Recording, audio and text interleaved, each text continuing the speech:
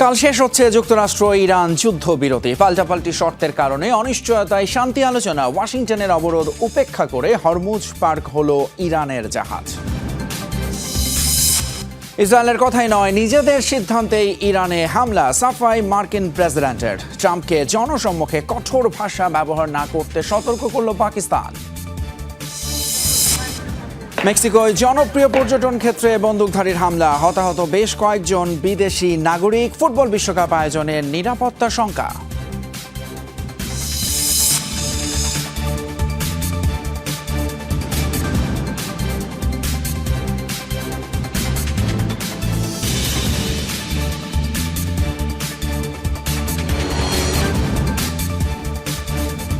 শিরোনামগুলো দেখছিলেন, এবারে বিস্তারিত জানাবো সমস্ত শীর্ষ খবর। চরম অনিশ্চয়তার মধ্যেই যুক্তরাষ্ট্র ইরান যুদ্ধবিরতি শেষ হচ্ছে আগামীকাল। বৈঠক আয়োজনে পুরোপুরি প্রস্তুত মধ্যস্থতাকারী পাকিস্তান। কিন্তু এখন সবচেয়ে বড় প্রশ্ন, ইসলামাবাদে আদৌ কি মুখোমুখি হচ্ছে ওয়াশিংটন তেহরান? বৈঠক ঘিরে পাল্টাপাল্টি শর্তে অটল দুই পক্ষ। হোয়াইট হাউস জানিয়েছে, ইরান আলোচনায় যোগদান নিশ্চিত করলেই কেবল ইসলামাবাদ যাবেন মার্কিন আলোচকরা। বিপরীতে হুমকির মুখে কোনো আলোচনা নয়, সাফ জানিয়ে দিয়েছে তেহরান। যুদ্ধবিরতি শেষের বাকি আর মাত্র কয়েক ঘন্টা। এখনও ফাঁকা আলোচনার টেবিল। নিরাপত্তার দিক থেকে পুরোপুরি প্রস্তুত বৈঠকের ভেন্যু পাকিস্তানের রাজধানী ইসলামাবাদ। চলছে কার্যত লকডাউন, কিন্তু দুই পক্ষ যুক্তরাষ্ট্র ইরানের উপস্থিতি নিয়ে তৈরি হয়েছে ধোঁয়াশা। সোমবার থেকে একাধিক মার্কিন বিশেষ উড়োজাহাজ অবতরণ করেছে ইসলামাবাদে। ধারণা করা হচ্ছে এসব আকাশযানে করে পৌঁছেছে মার্কিন প্রতিনিধিদের নিরাপত্তা দল ও বিভিন্ন সরঞ্জাম। মার্কিন প্রতিনিধিদের সফর নিয়েও এক এক সময় বলা হচ্ছে ভিন্ন ভিন্ন কথা। ভাইস প্রেসিডেন্ট জেডি ভ্যান্স ইসলামাবাদের পথে রওনা হয়েছেন। ডোনাল্ড ট্রাম্প যখন এমন কথা বলেন, হোয়াইট হাউস তখন জানায় ওয়াশিংটনে অবস্থান করছেন ভ্যান্স। পরবর্তীতে আবার মার্কিন প্রতিনিধিদের রওনা দেওয়ার কথা শোনা যায়, তবে কোনো কিছুই নিশ্চিত নয়। এমন অনিশ্চয়তার মাঝে ইরানের প্রতিনিধি দলের প্রধান মোহাম্মদ বাগের কালিবাফ দিয়েছেন কড়া বার্তা। বলেছেন, হুমকির মুখে যুক্তরাষ্ট্রের সাথে কোনো আলোচনায় যাবে না দেশটি। আবারও যুদ্ধ শুরু হলে প্রস্তুত তেহরান, করেছেন এমন মন্তব্য। ইরানের মার্কিন নৌ অবরোধ তুলে নেওয়ার দাবি মানতে নারাজ প্রেসিডেন্ট ডোনাল্ড ট্রাম্প। এক্স বার্তায় জানিয়েছেন, তেহরান চুক্তিতে রাজি না হওয়া পর্যন্ত চলবে ব্লকেড, আর চুক্তি হলে সেটি হবে আগের চেয়েও অনেক ভালো। এর আগে যুক্তরাষ্ট্রের সাথে দ্বিতীয় দফার বৈঠকে বসছে না বলে আনুষ্ঠানিকভাবে জানায় ইরান। হরমুজ প্রণালীতে নৌ অবরোধ আরোপ করে ওয়াশিংটনের বিরুদ্ধে ক্রমাগত যুদ্ধবিরতি লঙ্ঘনের অভিযোগ তোলে তেহরান। অনিক রহমান, যমুনা নিউজ।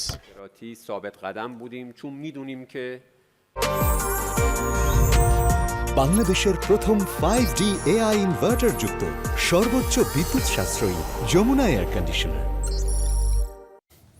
যুক্তরাষ্ট্রের অবরোধ উপেক্ষা করেই হরমুজ প্রণালী অতিক্রম করেছে ইরানের পতাকাবাহী একটি জাহাজ, এমন তথ্য জানিয়েছে তাসনিম নিউজ। ইরানের আধা সরকারি বার্তা সংস্থাটি বলছে, বন্দর আব্বাসের কাছাকাছি শহীদ রাজাই বন্দর থেকে যাত্রা শুরু করেছে নৌযান সুজা 2। গন্তব্য ভারতের কান্ডলা বন্দর। হরমুজ প্রণালী দিয়ে অগ্রসর হচ্ছে জাহাজটি। সমুদ্রযান চলাচল পর্যবেক্ষণকারী সংস্থা মেরিন ট্রাফিকের তথ্য অনুযায়ী বর্তমানে হরমুজ প্রণালীতেই অবস্থান করছে এই জাহাজ। মেরিন ট্রাফিকের তথ্য বলছে, সুজা 2 এর গন্তব্য ভারত। এর আগে সোমবার ওমান উপসাগরে ইরানের পতাকাবাহী একটি কার্গো জাহাজ আটক করে যুক্তরাষ্ট্রের নৌবাহিনী। এদিকে ইরানের যুদ্ধ ইসরায়েলের কথাই শুরু করেননি ডোনাল্ড ট্রাম্প। নিজের সিদ্ধান্তের পক্ষে এমন সাফাই গাইলেন মার্কিন প্রেসিডেন্ট। ট্রুথ সোশ্যালে দেয়া বার্তায় দাবি করেছেন, ইসরায়েল কখনোই যুদ্ধে জড়ানোর জন্য বলেনি তাকে। ইসরায়েলে হামাসের 7 অক্টোবরের অভিযানের প্রসঙ্গ উল্লেখ করে ট্রাম্প বলেন, ওই ঘটনার পর তিনি বুঝতে পেরেছেন ইরানের কখনো পরমাণু শক্তিধর হওয়া উচিত নয়। বিভিন্ন গণমাধ্যমে তাকে নিয়ে মিথ্যা খবর প্রচার হয় বলে ক্ষোভও ঝাড়েন। ইরানের শাসন ক্ষমতায় পরিবর্তন এলে উন্নত এবং সমৃদ্ধ ভবিষ্যৎ পেতে পারে ইরান, এমন মন্তব্য করেন ট্রাম্প। ইরানে মার্কিন অভিযান শুরুর পর থেকেই বিভিন্ন মহলে অভিযোগ ওঠে, বেনিয়ামিন নেতানিয়াহুর কথায় প্রভাবিত হয়ে এই যুদ্ধ শুরু করেছেন ট্রাম্প। এতে যুক্তরাষ্ট্রের কোনো স্বার্থ নেই।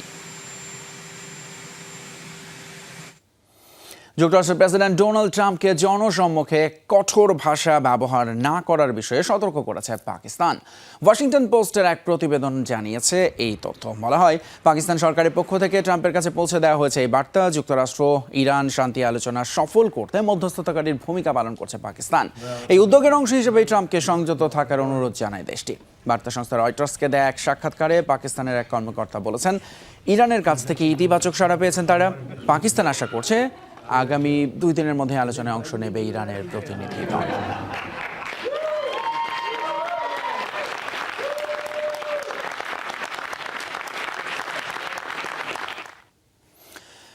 মার্কিন সিনেটে পঞ্চমবারের মতো যুদ্ধ ক্ষমতা সংক্রান্ত প্রস্তাব তোলার ঘোষণা দিয়েছে ডেমোক্র্যাটরা। যুদ্ধ পরিচালনায় মার্কিন প্রেসিডেন্টের ক্ষমতা সীমিত করতেই এই উদ্যোগ নেবে তারা। বিষয়টি সামনে আনেন মার্কিন সিনেটের সংখ্যালঘু নেতা চাক শুমার। পরোক্ষভাবে রিপাবলিকানদের এই প্রস্তাবের পক্ষে অবস্থান নিতে আহ্বানও জানান তিনি। যুদ্ধ বন্ধ না হওয়া অবধি এই প্রস্তাব বারবার উত্থাপন করা হবে বলে হুঁশিয়ারি দেন। এর আগে আরও 4বার এই প্রস্তাব তোলা হয় মার্কিন সিনেটে, তবে উভয় কক্ষেই রিপাবলিকানদের সংখ্যাগরিষ্ঠতা থাকায় অল্প ভোটের ব্যবধানে তা ভেস্তে যায়। প্রস্তাবটি পাশ হলে কংগ্রেসের অনুমতি ছাড়া প্রেসিডেন্টের সামরিক অভিযান চালানোর ক্ষমতা সীমিত হতো। The yeas are 52, the nays are 47. The motion is agreed to. এবারে ইরান যুদ্ধের বিরুদ্ধে ওয়াশিংটনে বিক্ষোভ করেছে সাবেক মার্কিন সেনা এবং তাদের পরিবারের সদস্যরা। কংগ্রেশনাল অফিস বিল্ডিংয়ের ভেতরে জড়ো হন আনুমানিক 150 বিক্ষোভকারী। এ সময় সমবেত হয়ে ইরান যুদ্ধ থামাতে যুক্তরাষ্ট্রের পতাকা হাতে স্লোগান দেন তারা। যুদ্ধে নিহত ইরানিদের প্রতি সম্মান জানাতে ফুল নিয়ে বিক্ষোভে অংশ নেন আন্দোলনরতরা। প্রথমে তাদের ছত্রভঙ্গ করার চেষ্টা চালায় ক্যাপিটাল পুলিশ। এক পর্যায়ে বিশৃঙ্খলা সৃষ্টির অভিযোগে শুরু হয় ধরপাকড়। আটক করা হয় অন্তত 62 জনকে।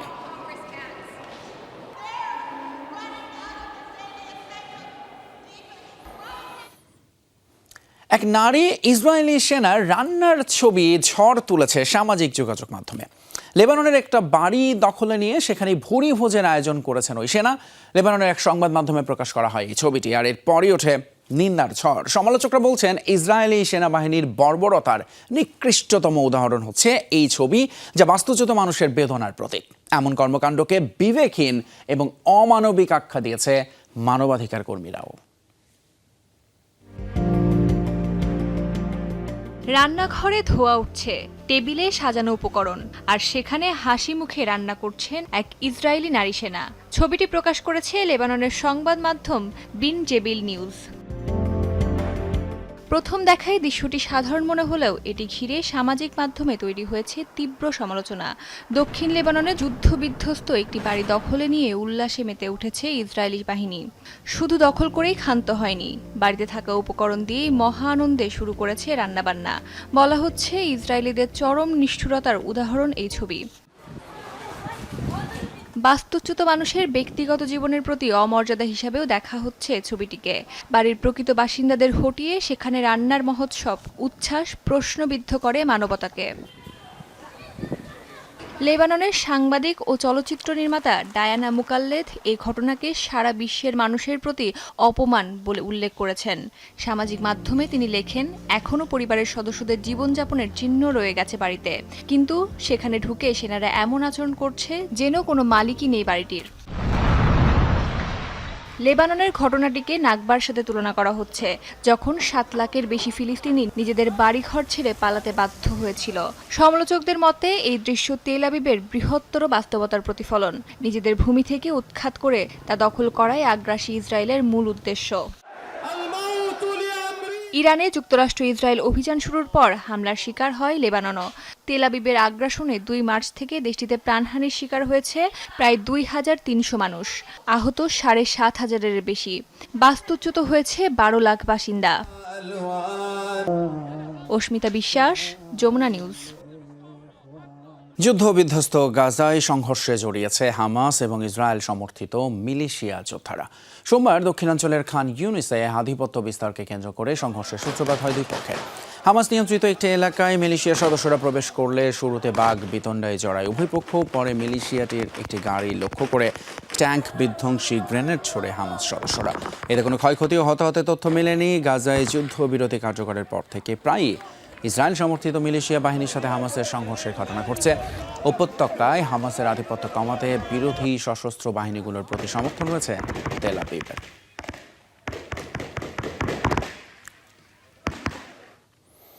বৈশ্বিক অস্ত্র বাজারে নতুন খেলোয়াড় হতে চাইছে জাপান।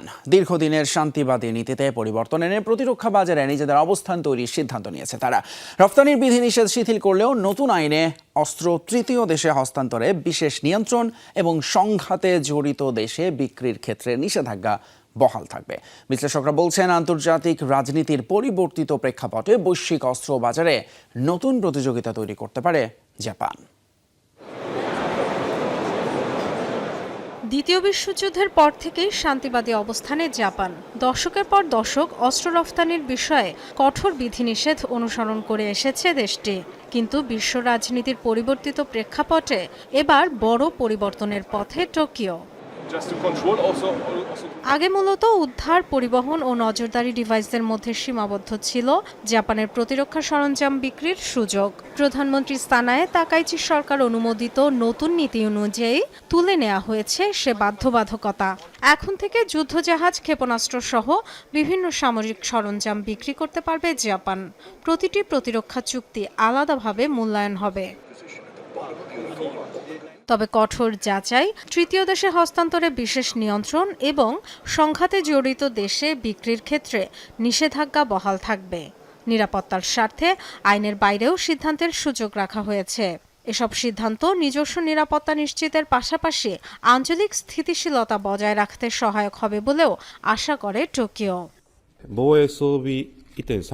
বর্তমানে নিরাপত্তা পরিস্থিতি দ্রুত বদলে যাচ্ছে। এই প্রেক্ষাপটে আমরা প্রতিরক্ষা সরঞ্জাম হস্তান্তরের নীতিতে পরিবর্তন এনেছি। আজকের বিশ্বে কোনো দেশ একা নিজেদের নিরাপত্তা নিশ্চিত করতে পারে না।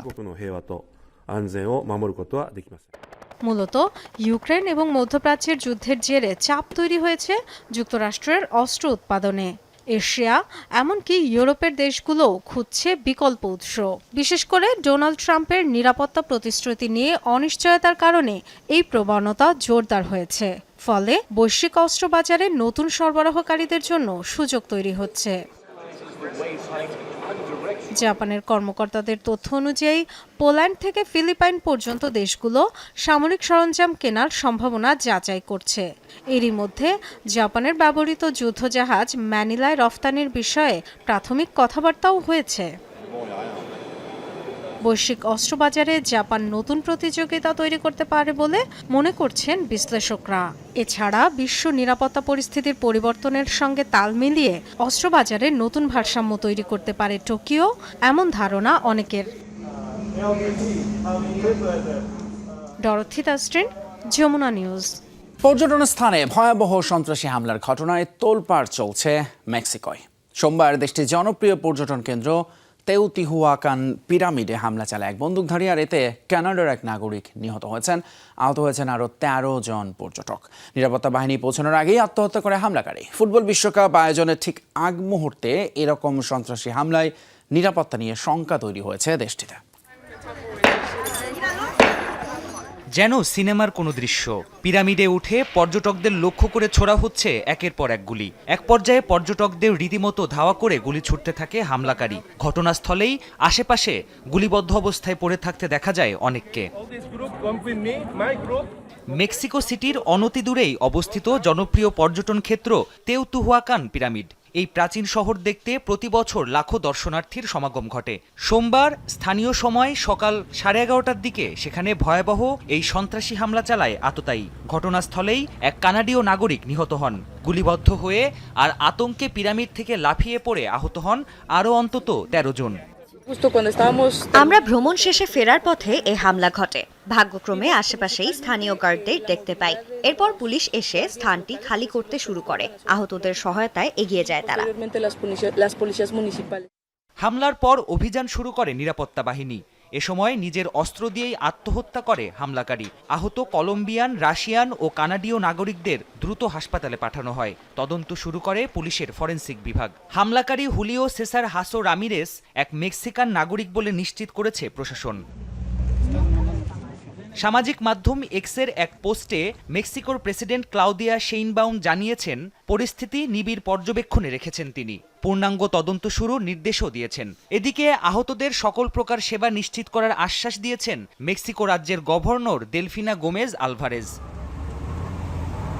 চলতি বছর ফেব্রুয়ারিতে অভিযানের সময় নিহত হয় কুখ্যাত ড্রাগ লর্ড এল মেনচো। এরপর থেকেই অস্থিতিশীল হয়ে ওঠে পুরো দেশ।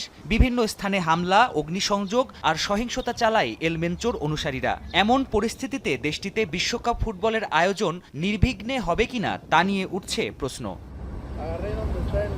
প্রাণপ্রতিম কুণ্ডু, যমুনা নিউজ। লাতিন দেশ কিউবাতে যুক্তরাষ্ট্রের হস্তক্ষেপের কোনো বাস্তব ভিত্তি নেই। সোমবার ব্রাজিলের প্রেসিডেন্টের সাথে এক যৌথ সংবাদ সম্মেলনে অভিযোগ তোলেন German chancellor Friedrich Merz. Communist শাসনের অধীনে কিউবার অভ্যন্তরীণ নানা সমস্যা রয়েছে, তবে দেশটি তৃতীয় কোনো দেশের জন্য দৃশ্যমান হুমকি নয়। তাই যুক্তরাষ্ট্রের হস্তক্ষেপের কোনো যৌক্তিক ভিত্তি আমি দেখছি না। খাদ্য সংকট রয়েছে এমন অভিযোগ ভুল প্রমাণ করতে বিমানবাহী রণতরী ইউএসএস আব্রাহাম লিঙ্কনের রসদ পাঠানোর ছবি প্রকাশ করেছে যুক্তরাষ্ট্র। সোমবার সামাজিক মাধ্যমে এক্সের এক পোস্টে ছবি প্রকাশ করে ইউএস সেন্ট্রাল কমান্ড। জানানো হয়, গেল শনিবার ভার্টিক্যাল রিপ্লেনিশমেন্ট পদ্ধতিতে রসদ গ্রহণ করেছে রণতরীটি। এ কাজে ইউএসএনএস কার্ল ব্রাশিয়ার সাপ্লাই শিপ ব্যবহার করে যুক্তরাষ্ট্র। মার্কিন যুদ্ধজাহাজগুলোকে জ্বালানি, খাবার, গোলাবারুদ এবং অন্যান্য প্রয়োজনীয় সরঞ্জাম সরবরাহ করে থাকে এই সামরিক জাহাজ। এর আগে বিভিন্ন মার্কিন গণমাধ্যমে অভিযোগ ওঠে, মধ্যপ্রাচ্যে মোতায়েন মার্কিন রণতরীগুলোতে ঠিকঠাক পৌঁছাচ্ছে না খাদ্যসহ প্রয়োজনীয় রসদ। নৌবাহিনী সদস্যদের পরিবার থেকে পাঠানো কেয়ার প্যাকেজগুলো আটকে আছে মাঝপথে। টেক জায়ান্ট অ্যাপলের নতুন সিইও হলেন প্রতিষ্ঠানটির হার্ডওয়্যার ইঞ্জিনিয়ারিং বিভাগের প্রধান জন টার্নাস। সোমবার তার নাম ঘোষণা করে কোম্পানিটি। আগামী 1 সেপ্টেম্বর থেকে শীর্ষ প্রযুক্তি নির্মাতা প্রতিষ্ঠানের প্রধান নির্বাহী কর্মকর্তা হিসেবে দায়িত্ব পালন করবেন জন টার্নাস। 2 যুগেরও বেশি সময় ধরে অ্যাপলের সঙ্গে যুক্ত তিনি। আইপ্যাড, এয়ারপডস এবং আইফোনের বিভিন্ন মডেল তৈরিতে জন টার্নাসের অগ্রবর্তী ভূমিকা ছিল। প্রযুক্তি বিশ্বের কিংবদন্তি টিম কুকের স্থলাভিষিক্ত হতে যাচ্ছেন তিনি। প্রায় 15 বছর অ্যাপলের প্রধান নির্বাহী কর্মকর্তা দায়িত্বে থাকা টিম কুককে এবার অ্যাপলের এক্সিকিউটিভ চেয়ারম্যান হিসেবে নিয়োগ দেওয়া হয়েছে।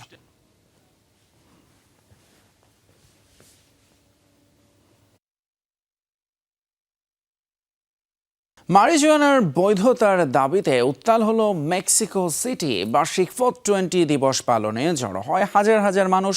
ক্ষতিকর মাদকটি সেবনে আইনি বাধার প্রতিবাদ জানায় বিক্ষোভকারীরা। কেবল তাই নয়, মারিজুয়ানা ব্যবহারকারীদের নিয়ে সমাজে প্রচলিত নেতিবাচক ধারণাও ভাঙতে চান তারা। স্লোগানের পাশাপাশি নাচ গানের মধ্য দিয়ে মারিজুয়ানার উৎসবে পরিণত হয় বিক্ষোভের ভেন্যু।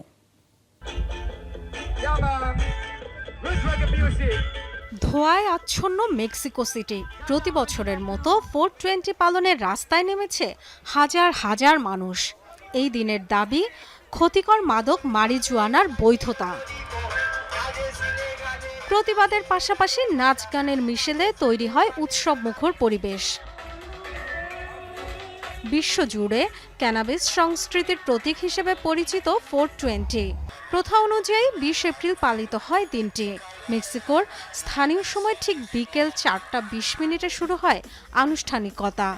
অংশগ্রহণকারীরা জানিয়েছে, শুধু উদযাপন নয়, মারিজুয়ানা ব্যবহারকারীদের নিয়ে সমাজে প্রচলিত নেতিবাচক ধারণা ভাঙতেই এই আয়োজন।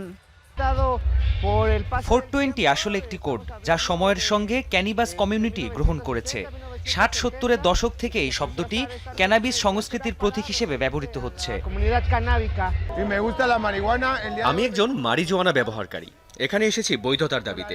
মানুষ যেভাবে আমাদের দেখে, আমরা তার চেয়ে অনেক বেশি ইতিবাচক। মেক্সিকোয় ব্যক্তিগত ব্যবহারে কিছুটা শিথিলতা এলেও এখনও পূর্ণাঙ্গ বৈধতা পায়নি মারিজুয়ানা। আদালতের কিছু রায় ও ফেডারেল অনুমতির মাধ্যমে ব্যক্তিগত ব্যবহারের ক্ষেত্রে শাস্তি কিছুটা কমেছে। আইন সংস্কারের দাবিতে প্রতি বছরই জোরালো হচ্ছে এই আন্দোলন। মাদক কার্টেলগুলোর সহিংসতার জন্য বিশ্বজুড়ে কুখ্যাতি আছে মেক্সিকোর। এর কেন্দ্রে রয়েছে মারিজুয়ানার মতো মাদক বাণিজ্যে বিভিন্ন চক্রের আধিপত্য বিস্তার নিয়ে লড়াই। এসব সংঘর্ষে দেশটিতে প্রতি বছরই প্রাণহানির শিকার হয় হাজারো মানুষ। চিকিৎসকদের মতে, মস্তিষ্কের কার্যক্ষমতা কমে যাওয়া, হৃদরোগ, ফুসফুসের ক্ষতিসহ ভয়াবহ নানা স্বাস্থ্যগত জটিলতার শিকার হতে পারে মারিজুয়ানা সেবীরা। ডরথি তাস্টিন, যমুনা নিউজ। দর্শক, যমুনা আই ডেস্ক আজকে এ পর্যন্তই। এতক্ষণ সাথে থাকার জন্য ধন্যবাদ আপনাদের সবাই।